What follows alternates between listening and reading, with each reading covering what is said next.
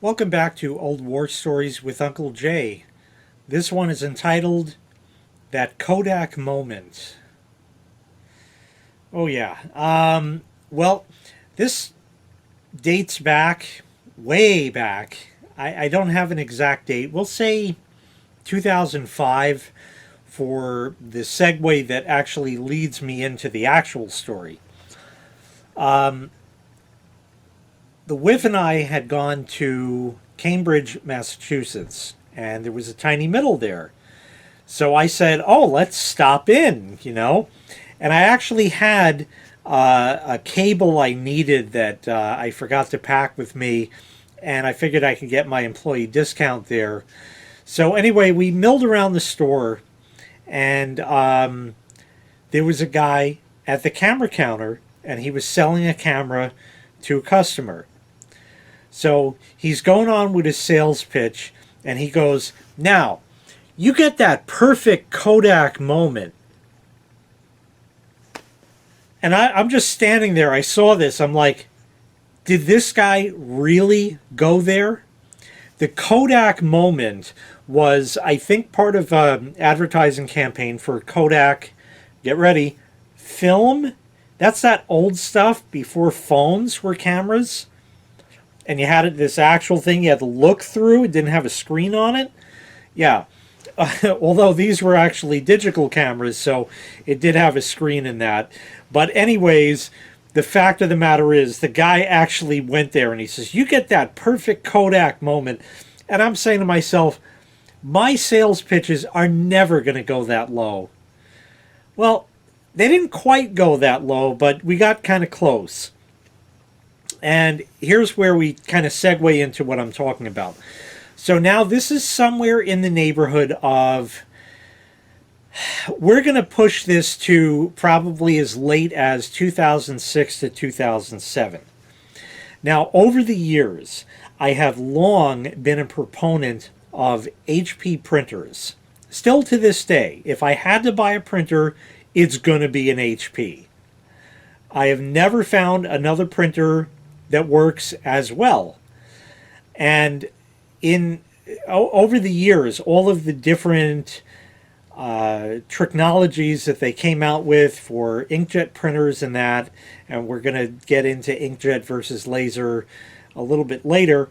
All the different technologies they came up with, they finally settled on permanent print heads. Now, Epson printers in particular had permanent print heads, and that's a story in and of itself why you never wanted to get one of those, because if those print heads fail or if they clog up, you're going to pretty much throw away the printer. HP was a long holdout in the old school method of printheads part of the ink cartridge. And as such, I would always sell them. And that was a feature that I would mention to the customer, especially if they said they had a such and such printer and it stopped working. And they tried new ink for it and it still didn't work. I said that's why HP is great, because the print head, and I'd pull the cartridge out and show them. I said, that's where the ink squirts out from. So every time you need new ink, you get a new print head. That not only guarantees that you're not just going to throw this printer away like your old one, but it also guarantees excellent print quality every time, because you're always going to get a new set of print heads along with your ink cartridge. Now, did that cost more? Well, it didn't matter the fuck to me, because I would get this stuff cheap at my employee price there. Were they more expensive? Yeah, they could be, but they were still relatively comparable in price. Now, if you want to disagree on that, that's fine. But this is the pricing that we had there at the time. So this is all going back to 2007, which at this point is 15 fucking years ago. So I just got ink from my Canon and it was just can it, because it's not relevant today. But back then it was. Well, eventually HP had to jump on the bandwagon. and they moved to permanent printheads.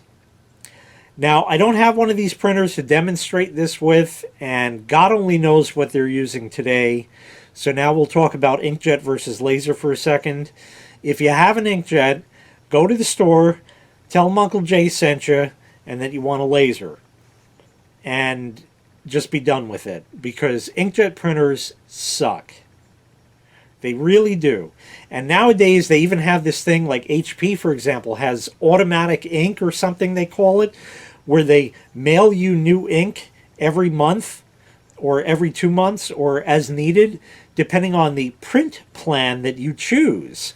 So it's just like the old school cell phone plans before we had unlimited everything, where you had X amount of minutes. Does anybody even remember this anymore? Who's older than like 10? Probably not. But anyway, you had a set number of minutes that you could talk on your phone. And often they would give free nights and weekends and things like that. So people would be more apt to use their phones then and try to limit it. But because cell phones were a thing that were used a lot, or gaining a lot of usage in business, they banged you during the week, so that way you'd end up with overage fees. Or a car that you return out of lease, when the lease is up and you're over mileage, they bang you on that. And I'm sure there's some leeway. Like if you bring a car back and it's 50 miles over, they'll probably just let that go. But if you're 5,000 miles over, you're fucked. It's that simple.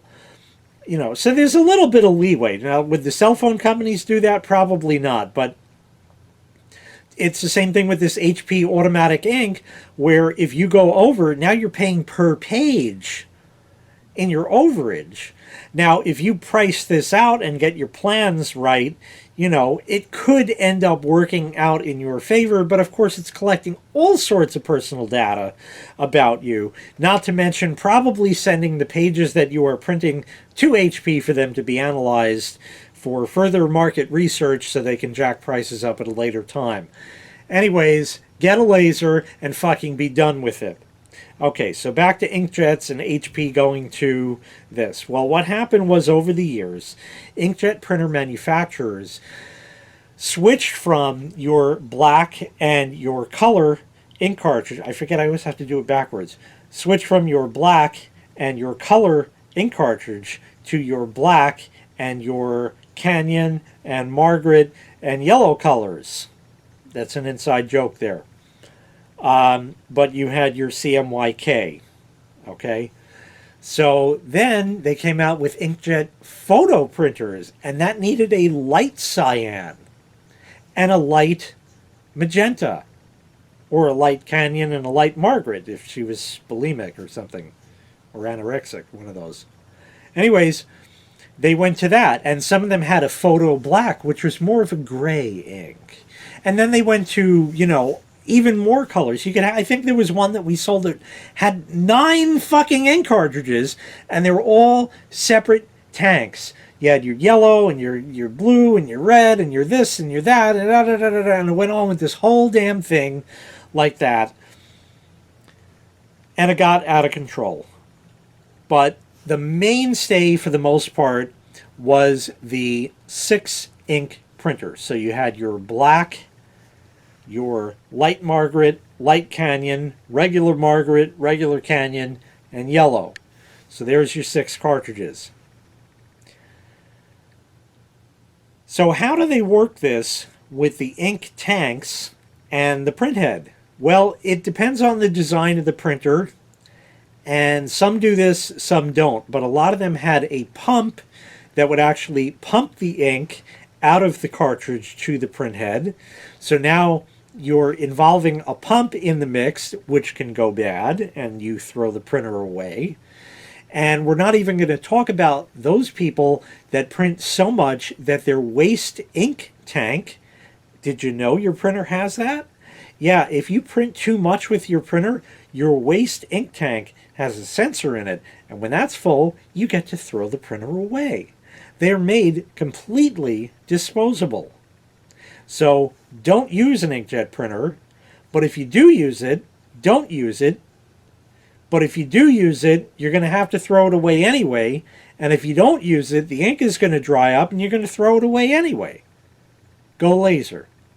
Okay, so now here's the Kodak Moment into the HP inks. I looked at these HPs that came out with the new 6 individual cartridges, and I was none too pleased, but at least they were reasonable in price. I think the black was like 20 bucks and your colors were like 10 bucks a pop. Now, when you add that up, that was 20 plus 50. That's $70 worth of ink there, and that's a lot of damn money to waste on ink. But you only change the cartridge that runs out. So you need Light Canyon, and you go to the store only to find out they're out of Light Canyon, and you're still fucked. And this report is due tomorrow. So now you hit 3 other damn stores in the hopes of getting it, only to find out your printer is too old, and you're going to have to order this online, and there's no way you can get this printed by tomorrow. So then you go to a friend's house to get this printed and get Calderona in the process. Well, that didn't exist back then, but you get the idea. Okay, I looked at the design of the HP, and they did it in a very smart fashion. And you could actually watch the printer as it primed or prepared or something like that. And there was a way I could initialize the printer to get it to do that. And I would show this to customers. I would say, now take a look. Here's your ink cartridges down here. Okay? The printhead is actually above that.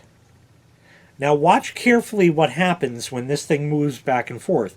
And it looked like a ribbon cable, but it actually wasn't. What it was a series of 6 tubes laminated all together that went to the actual printhead.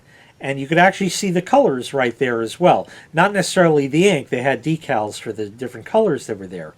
But it was there nonetheless. And the back of this would, at one point, open. So your ink supply was actually open to the air at that point. And I would tell customers, I said, now watch what happens here when the printer does this. See, it moves over here, and now it opens that. What happens a lot of times is you'll get an air bubble in that hose. And now, to get rid of that, think of your garden hose at home. Okay? It's going to be spring in a couple of weeks. You might want to turn the hose on outside. Maybe you drain the water out of it for the winter. I love this maybe shit, because who does this except for me? Anyway, I said, when you turn your hose on the first time, you turn it on, you hit the nozzle or whatever, and it goes, and you get that air in it. So it's like, and you get all that air going out of it like that. I said, there's 2 ways you can purge that air. You can stand there with the nozzle until all of that air is gone, if you just needed solid water coming out. Obviously, if you're rinsing the car off, it doesn't make a difference. I said, or the other thing that nobody does that you could do is you get a long ladder, and you can take that hose with you all the way to the top of the ladder. And then once you're at the top of the ladder, hit that handle, and guess what? All of that air had floated to the top. So you just get that, and then it sprays water. And that's exactly what the HP printer is doing right here. It's purging that out because, like I showed you before, it's higher than the actual cartridges. So it's getting all the air out of that line just on its design. You don't have to pump the ink around, and then maybe you get a bubble later, and ruins your print job or anything like that. It purges it out. It was a smart design, and I would get very involved in this. So here's the Kodak Moment coming in. Okay, as I'm explaining how this works and how you would get a ladder and go up the ladder with the hose and all that stuff like that, I would gather a group of people. Other people that were just sort of browsing the other printers and stuff that we had there would be like, wow, this guy's like really involved with a sales pitch. I want to see this. And they would stand there. And I would get a crowd of like 5 or 6 people I swear to God, I would get like 5 or 6 people, and I would go on, and that would sort of egg me on to continue on with this excellent sales pitch that I was giving on this thing. I wasn't bullshitting them, it was all true, but it's sort of a minor point. Because most people don't have a fucking clue what the hell is going on.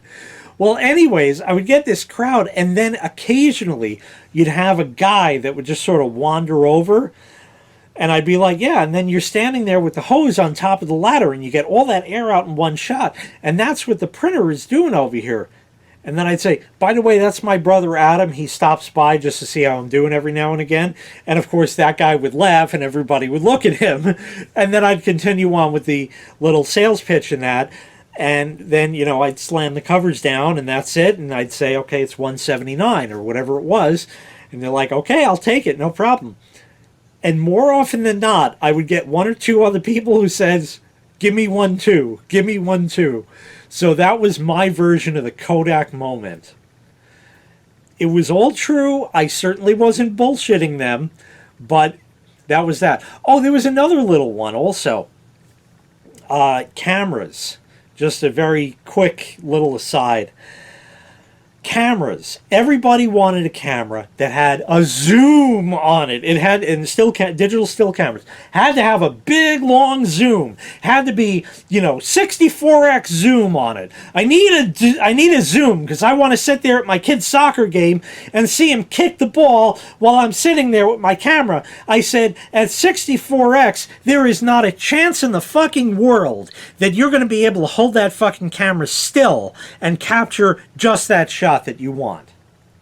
Because when you zoom, you magnify the movement. So any little shake, you see just a little shake in your hands that you get, trying to hold them still, I said that's going to be like an earthquake. You magnify movement as well. So a zoom is not necessarily a bad thing. Well, I want to zoom anyway.